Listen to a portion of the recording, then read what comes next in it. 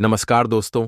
आज हम आपको सावन के इस पावन महीने में भगवान शिव से जुड़ी एक ऐसी सच्ची श्रद्धा और समर्पण की कथा सुनाने जा रहे हैं जो न केवल मन को छू लेती है बल्कि यह भी सिखाती है कि भक्ति के मार्ग में कोई भी बाधा हमारे प्रेम को नहीं रोक सकती। सावन सोमवार की व्रत कथा भगवान शिव की पूजा और उनके प्रति भक्तों की श्रद्धा का प्रतीक है। यहाँ एक प्राचीन कथा है जो सावन सोमवार के महत्व को दर्शाती है।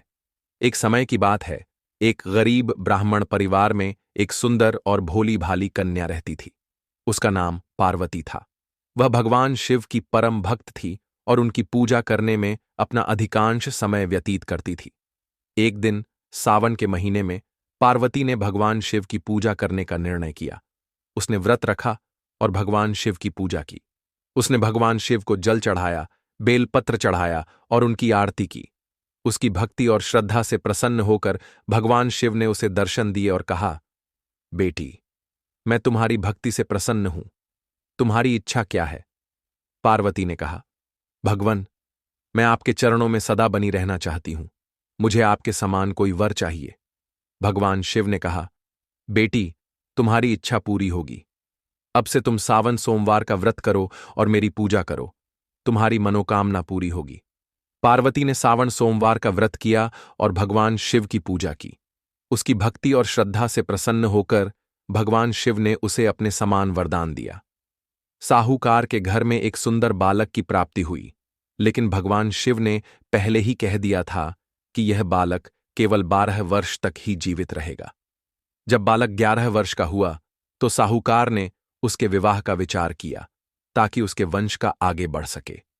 साहूकार ने अपने पुत्र का विवाह एक सुंदर कन्या के साथ किया और अपने बहू को अपने घर ले आया। एक दिन भगवान शिव और माता पार्वती ने मृत्युलोक में भ्रमण करने की इच्छा की और वे विदर्भ देशांतर्गत अमरावती नाम की नगरी में पहुंचे। वहां उन्होंने एक रमणीक शिव मंदिर में निवास करने का निर्णय किया। पुत्र अपनी पत्नी के साथ सुखपूर्वक जीवन व्यतीत कर रहा था। जब उसके पिता ने उसे अपने पुत्र की मृत्यु के बारे में बताया तो उसने अपनी पत्नी को सब कुछ बताया और कहा कि वह अपनी मृत्यु के बाद अपनी पत्नी को उसके पिता के घर भेज देगा। 12 वर्ष की आयु पूरी होने पर बालक के प्राण पखेरु उड़ने लगे। उसे अपनी मृत्यु का पता चल गया और उसने अपनी पत्नी से कहा कि उसके जीवन की डोर अब समाप्त हो रही है। वह अपनी पत्नी को उसके पिता के घर भेजना चाहता है ताकि वह अपने माता पिता के साथ सुख से रह सके।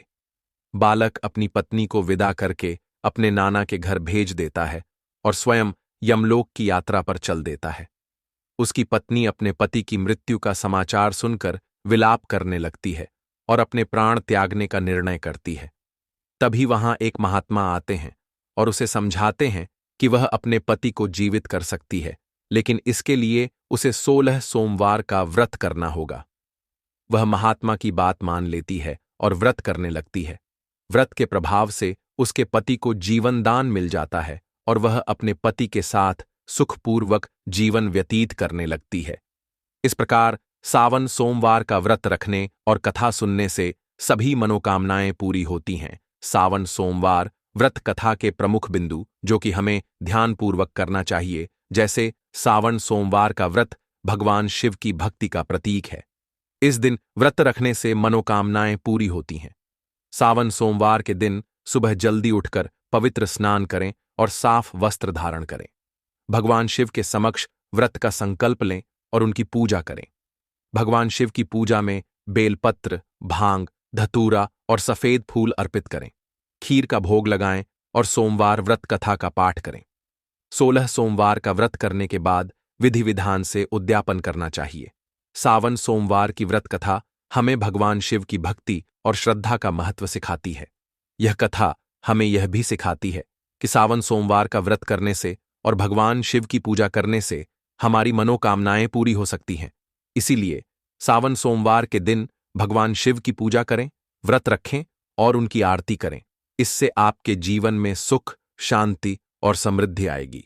तो दोस्तों, वीडियो पसंद आई हो तो वीडियो को लाइक करें और साथ ही हमारे चैनल को सब्सक्राइब करना ना भूलें। हर हर महादेव।